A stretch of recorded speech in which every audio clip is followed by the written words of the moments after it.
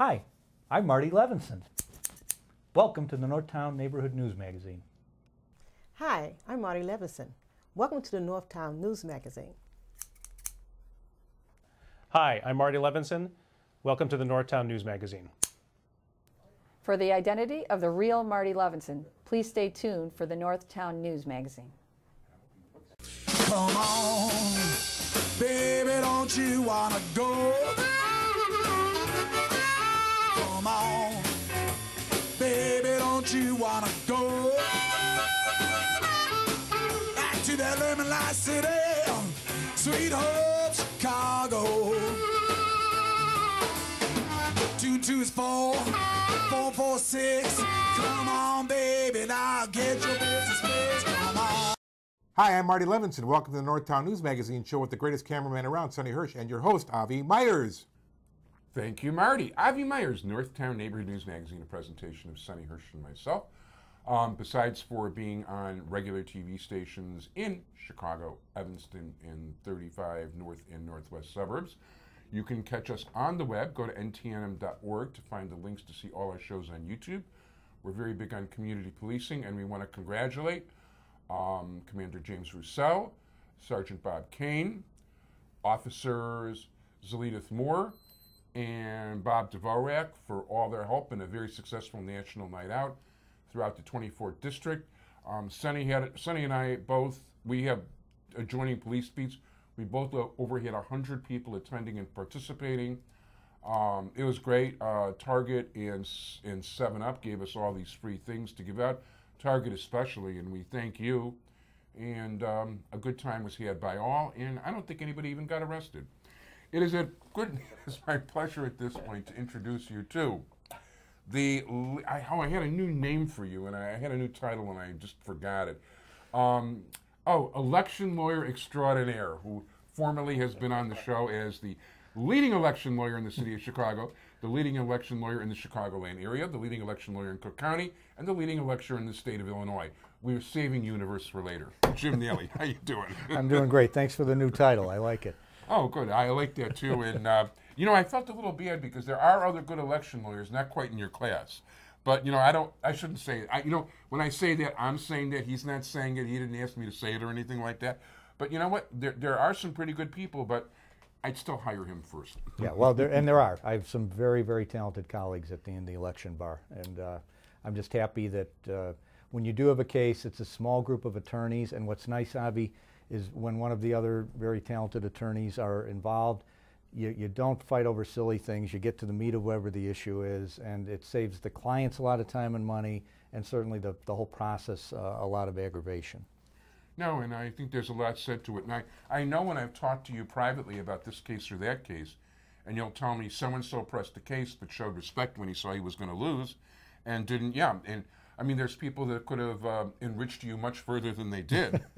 That, basically are showing restraint and respect, the fact that you got things together and you're in the right. It's a very good group of lawyers, very professional group of people. I'm very proud to be among them, and I'm very happy to have them as colleagues.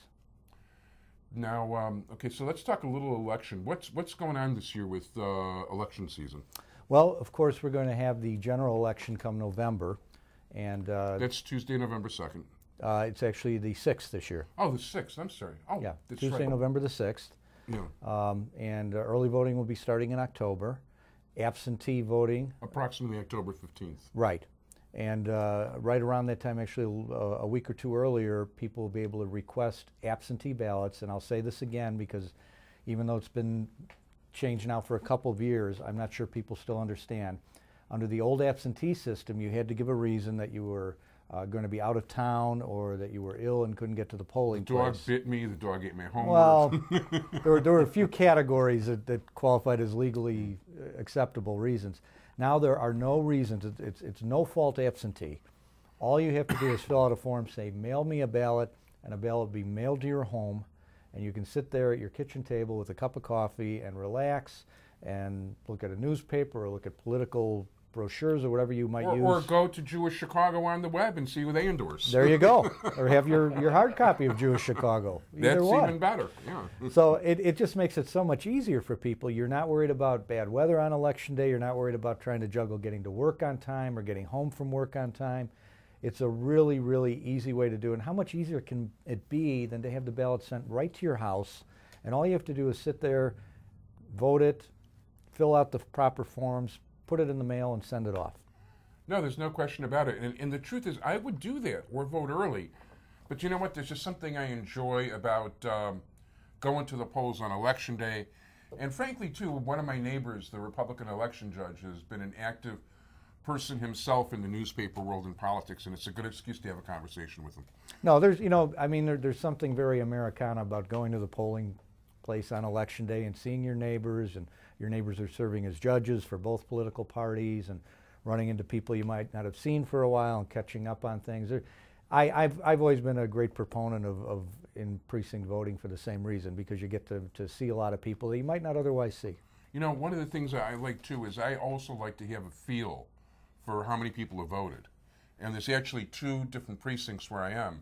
And the percentage of people that have voted, and then I'll call some of my friends on the northwest side, your friends too, and find out what their numbers are, call some other people, and then I'll get a feel for who's, what groups are coming out to vote within the city, and give me an idea for how upset I'm going to be later in the day when I hear the results. Well, of course, this being a presidential year, turnout will be higher. This is traditionally the highest turnouts are the general elections in presidential election years. And I would think especially because we have, a homegrown local president, from Chicago, in Barack Obama, that many souls in cemeteries throughout the Chicagoland area will be coming out to vote. Well, I as much as we joke about that, and it's probably part of our heritage, like Al Capone and things like that, that we take a certain pride in, even though it's kind of shady. Those days are long gone. They're long gone. The voting systems now are so mechanized, and there's so many fail-safes in them. The idea that anybody could come in and cast a massive number of ballots for somebody it just can't happen anymore. No, it really doesn't happen the way it used to. There's no question about it. Because I actually know one story. It was a place with multiple precincts, and the guy who would oppose the Democratic precinct captain in that precinct knew, and it happened, that any time he went to the washroom, 25 to 30 ballots were going to be cast. Well, there are a lot of old stories, and as I said, I think we take almost a pride being Chicagoans and talking about that. There was a creativity to this. These people were very good at what they did. Obviously, it wasn't legal, but they were good at it. Yeah, I have actually, since found out what some of these people did and how they did it, and it really is. It would be like seeing a magician. These guys really have talent. But now, and this is. But they're not. Yeah, you're right. There's too many safeguards, and you have too many watchers. Well, it's almost now, and the latest thing is we see in other parts of the country this whole thing about voter identification now. It's a solution in search of a problem. There are negligible number of voter fraud cases throughout the entire United States. I saw a statistic that within the last 10 years, in all 50 states, there was something around 3,000 cases of voter fraud. So, if you amortize that over 50 states over 10 years, what are you talking about? A minuscule amount. By the way, because at one point in time, one ward in Chicago could have pulled that. Right. And that's not a joke. And I just think that I remember what we used to have to fight against. Right. Well, those, again, because of the advances. And actually, one time I was on the same side as that and didn't know it, and it was a different actually, it was almost a good feeling to have something like that for you instead of against you for a change. When you had the old voting machines with the levers and they were mechanized, there really weren't there wasn't the ability to through technology control a lot of that, but that's all changed now. No, it's really helped. And by the way, I still remember some of those old machines, and this will be the last joke along those lines. And as a matter of fact, Patrick Daley Thompson, who won his primary for Waterwreck, when I saw him over at Terry O'Brien's, I told him about the first time I ever voted in a city election. And I went to his grandfather's name was on the ballot. He was running for mayor. So first line said, Democrat, Richard J. Daley, mayor. and the second line said, "Danger, Republican, 50,000 votes." Well, I still, And I'm off through with the jokes now. well, I think in Chicago there's still that feeling that if you look at the vote total, certainly not a lot of people choose the Republican candidates. But you know what? You go to other parts of the states where there's a very strong Republican Party. You go out to DuPage County and some of the collar counties, and it's the exact opposite. It's the mirror image of Chicago. So, you know, it's a lot about demographics and a lot about, you know, where voters have located and where they live. But as far as the technical part of voting, it is really much easier now, and the idea that anybody could game the system, they're still possible, but with the technological safeguards that are built in, it would really have to be somebody with just a computer genius who would be able to put something together on any kind of a scale. And there's also a lot of, you know, after the election, people may not realize this, there's a random 5% recount of all precincts. Really? Just randomly pulled, just to make sure that everything went correctly. And you know, if they were to notice anything, any trends in that would give them the ability to say, you know what, maybe we need to recount more. We need to look at other precincts and see what happened. You know, my biggest complaint about the new system is that the drama used to last longer on election night. Right. Or it could be the next morning Yeah. before you knew in a lot of races. Listen, I remember when I actually fell asleep in 1960 when I was a real little kid and I was into politics that young with the transistor radio to my ear to find out if Kennedy or Nixon was going to be the next president. And that was not decided till like the following afternoon. Yep. So, yeah, I mean now, again, the technology does that as well, you know, in addition to making it much more efficient. You know, for instance, when you go to the polling place now and you put your ballot through, it's counted as you put it through.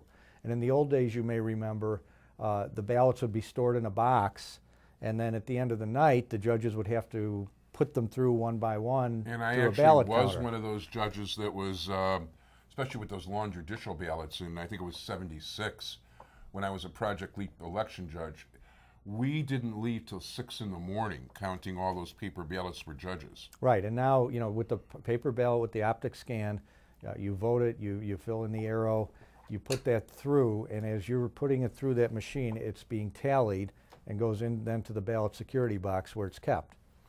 And most of that information is transmitted to downtown from most precincts really within about 35 to 45 minutes. Right, I mean in Chicago, you know, there's two ways you vote. You can vote on the optic scan and mark the arrows, or they have the touch screen. And the I touch love screen, the touch screen. the only thing I No don't like hanging about, chads. well, and that's what I don't like about it, is with the optic scan, you have a paper record of how someone voted. And if there were irregularities or problems, you could go back to that record and check it. With the touch screen, you touch the name of the candidate that you're looking to vote for, and at the end, it does run a tape Yeah, of I've the seen the names. tape on the right, on the side. But keep in mind, if you happen to have touched the wrong name, maybe you touched the bottom of one name and for some reason your finger activated the top of another candidate's name Yeah. below that, unless you take the time to check that receipt is going to be accurate in terms of how the machine tallied the vote, but it may not be the way you wanted to vote. Well, okay, now when I've done that, you get to go over everything, and I do make sure I always go over See, everything. as long as you do that, you're fine. Yeah. But I think a lot of folks, you know, again, if they're in a rush to go to work or if they have to get home and make dinner or whatever, a lot of folks, even though they have the option of checking that receipt, they're not going to do it. They're going to get in there, touch the screen, vote for the candidates they think they're voting for, and without taking the time then to review that receipt, it could turn out they may have miscast ballots. And once you walk out of there and that vote is tallied, that's it. And by the way, I do make sure I take my Jewish Chicago into the voting booth. Well, it's not really a booth anymore, and go over things. But you know what? I would never walk out without checking because, yeah, I mean, you vote for the wrong person, that can be pretty serious. Right. Well, as we saw in Florida in the year 2000. So. That was a big problem, big an problem. unfortunate problem. But that's so again, you know, I just urge people that with the early voting, you're able to vote at every ward in Chicago, and every municipality at the town hall will have voting on the weekends. So if you're busy during the week and you figure that you're just not going to be able to make it to the polling place, you're out, you know, doing your grocery shopping or whatever, you can stop in there and vote in person. And then again, option B is just fill out the form. You can print the form and download it right off the website of the election authority. Fill it in, mail it in, ballot comes in the mail, you fill it out, you mail it back in. Yeah, and it's so easy, and you can see everything. You can see the ballot early, as a matter of fact. Right, and you can check your and if you're hesitant, you can put it aside for a little while and say, I can't decide between these two candidates. Vote, put it aside, come back, vote a little bit more. It gives you complete freedom in terms of the time that you need to vote that ballot. So those are excellent ways for people to save time and not be tied to the schedule of having to be in the precinct on election day. Although I agree with you, Avi, it's a lot of fun to go into your precinct on election day and see your neighbors. I enjoy it. I like to see, I like to feel the spirit of the place and who's coming and which of the neighbors are there, and you can also get a feel from the looks on some of the workers' faces, which way things are going. And you can get usually a bad cup of coffee too. So a very bad cup of coffee. And then after November, I just want to mention in 2013, it will be the busy season for municipal elections in the state of Illinois, other than the city of Chicago. And this is all the suburban elections take place in 2013.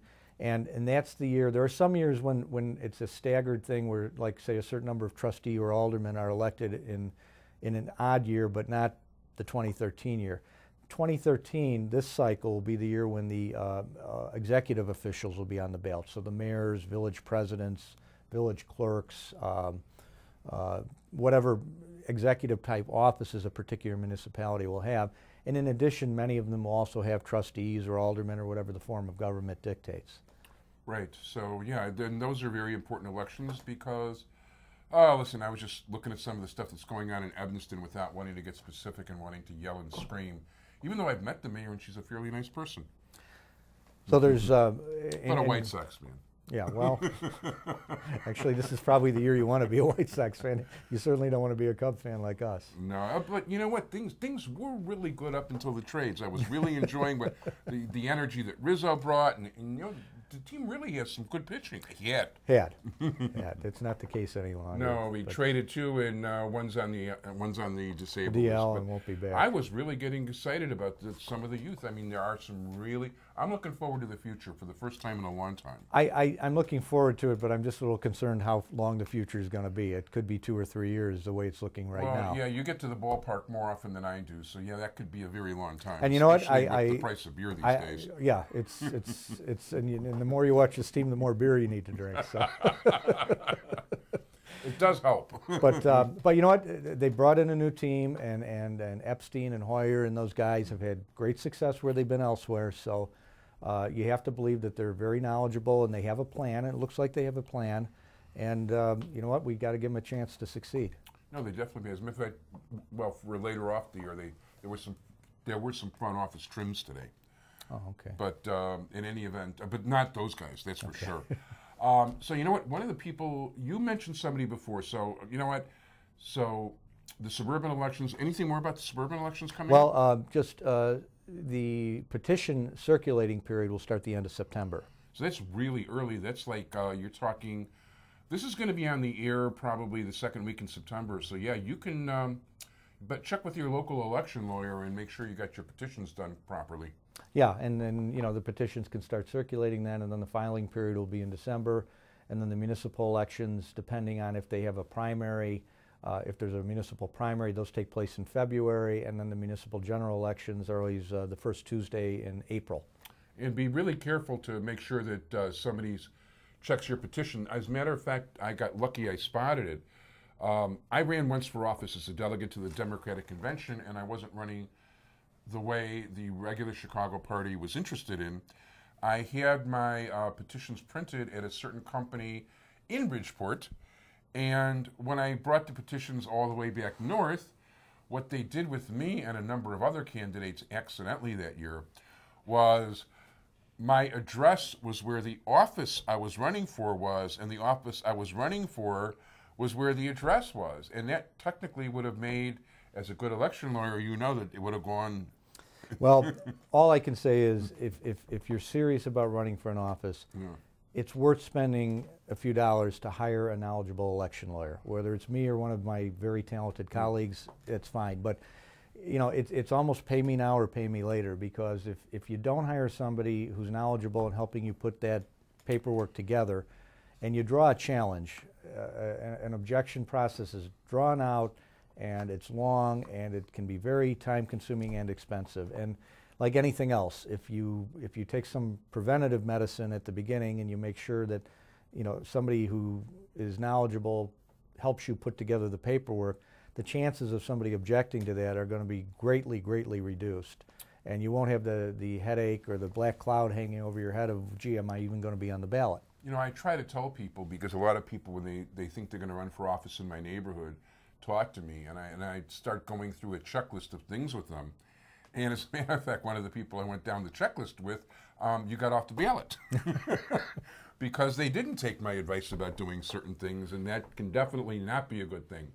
But you know what? One of the things I definitely want to talk about. Oh, first of all, anything else on the suburban elections? Or no, I'm sure we'll have a chance to talk more in the future about that. But I just kind of want people to be on notice that, hey, that's, even though the election is until 2013, it's not all that far away that the petitions and all the preparations are going to be in full gear. For sure. And by the way, at some point next month, you and I will probably be doing, next month as of when this is airing, be doing our live election show about 9 days or so before the election. I'm at the CAN TV studios, and you know, we'll update you, as time goes. You mentioned a very interesting pension thing to me, and one of our mutual friends who unfortunately has decided not to run for election, which is going to be a huge loss for this area. Terry O'Brien, actually, why don't you tell me the story? Well, you know, as you know, Terry's a good friend to both of us, and a neighborhood guy, and he... and one of the few truly good-hearted, genuinely, and not just good-hearted, but really has the drive to do the right thing, and more important, I mean, not more important, as important, the knowledge and capability to be a good administrator, and that's rare. There's a lot of people there with good hearts that get elected, and, you know, is more independent this or that, but they can't necessarily run things. Yeah, Terry has been wonderful. He's been president of the district. He started out as a commissioner in 1988, so he is retiring from the district this year. Not retiring from politics, but from the district. And, you know, first of all, the Water Reclamation District has been cited for 10 or 15 years now as one of the best run municipal agencies in the country. If you look at their operations and the efficiency, they use the tax dollars very wisely. There have been multiple years where they've rebated money back to the taxpayers because they've been that efficient and wise in terms of managing that money. And Terry... and their AAA bond rating higher than that of the United States of America. That's right. So, you know, and of course Terry's had the chance to work with the Board of Commissioners, and he's been very good in terms of building consensus with the board members and making sure everybody's voices are heard. But, you know, as president, he's really been the driving force there, and he's managed the place wonderfully, and he's leaving it in excellent, excellent fiscal condition and professional condition. So, you know, he has a great legacy there, but, you know, Terry's not satisfied to stand on his laurels. And one of the things that Terry looked at was, as we all know, the last couple of years has really come to the fore is the issue of public pensions, and the fact that virtually every public pension is either in financial difficulty or will be shortly. And Terry, again, although he was leaving as president and he could very well have said this will be for my successor to deal with, he looked at that and said, you know, before I go, I want to try to solve this problem. And the water rec pension, like many of the pensions, people were concerned going forward in the future as employees retire, will the money be there? And what Terry's done, instead of turned it into some kind of a shouting match, he brought all the parties together. The union labor officials, the management, everybody sat around a table and they said, look, this is in everybody's interest to make sure that this pension fund stays on a sound fiscal footing. And in order to do that, we realized we're going to have to put more money into it because people are going to be retiring in the future. So what he did was he called just such a meeting, several of them, and got everybody to agree. And what the district is doing is they got an agreement and crafted a bill that they sent down to Springfield to set up a system where the district would start paying a little bit more in from its funds, and in return the employees who were paying in 9% of their salary right now into the pension agreed for the next 3 years to pay an additional 1%. So at the end of a 3-year period, they will be paying 12% of their salary into their pension fund. And then the agreement under the plan is that once that pension fund hits 90% funded, which actuarially is a very strong position to be in, Sure. that they will reduce the employee contribution, because at that point then the fund should be in very, very strong financial condition. So Terry, first of all, got everybody around the table and worked out the agreement where everybody agreed that this is what they needed to do, and this was a reasonable way to do it. And again, instead of fighting and catcalling and all the other stuff you've seen in regard to pension issues, none of that happened. So he was responsible, and as he's done throughout his career there, in building a consensus. And then he went down to Springfield multiple times to make sure that the legislators understood what they were doing. And he was successful, and both houses of the legislature passed out the plan that had been crafted together, and the governor signed it in July. Yeah, you know what? You got to give Terry all the credit in the world. And the fact is, you never start hearing him spout ideology other than, like simple right and wrongs maybe. But, the idea is you've got an issue on the table, and you put people together, and you don't get into all the what-ifs. You make things work in a way that everybody appreciates. And you know what? When people deal with Terry, too, they know they're dealing with somebody who's not trying to take advantage of them, somebody who's trying to do the best thing for all parties. Well, I've told him, I said, you're going to be in demand now as this pension problem becomes more and more acute. There are going to be government officials seeking you out to get your advice on how to do this in a way that... That's a good idea. Yeah, I mean... He could make he could make a third career, actually. Well, here's a problem that was just as intractable at the water wreck as it would be at any other government agency, and Terry found a way to get it solved. And that's what Terry's all about. Terry, you didn't see the argument, the debate, you didn't see wasted money, you saw projects, like of course if you don't have money from the federal government, you can't quite finish a project on time. But here's a guy who really tried hard not to spend money, where so many other parts of government are trying to build themselves bigger and bigger and bigger, because he didn't see a need for wasting money. I mean, just through natural attrition, without laying anybody off, they lowered the workload. They lowered their workforce by 30% over the years, without firing or laying off anybody. I mean, he just did some remarkable stuff. But let's get back to you. He can come on here. We'll talk about him, the next time. Well, it's good, though, because there are so many government officials who are subject of criticism, and many rightly so. And very rightly so. When you find somebody like this who does exactly what a public official should do, and work towards solutions, and not turn it into a battleground, but say, hey, let's all sit down and come to a conclusion we can all live with, that's responsible and is going to treat the taxpayers just as much as the employees and the management in a fair way. And you got to give them all the credit in the world for that. All the credit in the world. And there are a lot of people in the, I've actually rated certain members of the press by how they've treated Terry, because I know how Terry operates, and I have a closer look at what's going on and how accurate it is. And when I see somebody just taking a swing to take a swing, or Scott the slanderer at it, it just bothers me beyond belief. Well, you know what? He's leaving the agency in much better condition than when he arrived there in 1988. And which was a scandal-ridden piece of garbage. Yeah, and it's again recognized as one of the most efficient, well-run government agencies in the whole United States. And not only that, but seeing what he did with the pension plan here, he's leaving it not only on a good footing today, but going into the future for many, many years. No question about it. I probably would like to vote for the guy for president. I think he's better than either of those candidates. But in any event, at this time, Mickey's hands are really winding down, and it always goes much faster than I thought, and I thought we'd reach more subject matter, but that's okay. We reached some really good...